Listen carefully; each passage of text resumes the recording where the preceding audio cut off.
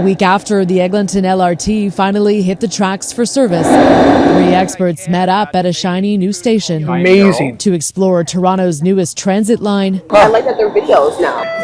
And go for a real-world ride. Community activist, a politician, and an academic walk into an LRT. The experts, U of T Infrastructure Institute Director Maddie Simiatiki. This is really a change of pace for how we build transit and how transit looks in our city. City Councillor Josh Matlow, whose ward includes 8 stops along the line. Transit has always been a dream for communities like Little Jamaica. And Little Jamaica's Community Land Trust Coordinator Anika Mark. A huge opportunity for our local economies, right? With the opening day excitement now in the rear view, these experts put this regular ride to the test. I think it's so fast. That's one thing I love about it, the speed. Like, we're getting to where we need to go. And I think that's what Torontonians need.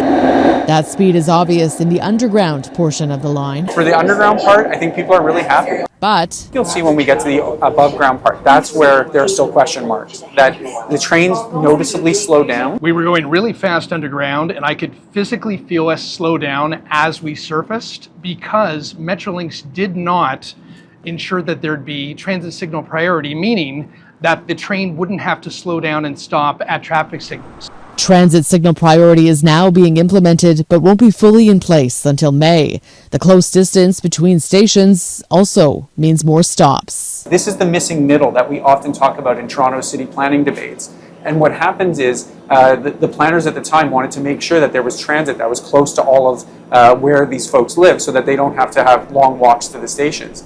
And yet the trade-off is now that the line in this area goes slower because the stations in some parts are very close together. The consensus is that the above-ground ride feels very different than the below-ground ride, almost as though Eglinton is two different lines. So should this entire LRT have been built at the same grade? This will be an ongoing debate in our city. It's, you're always trading off speed versus cost.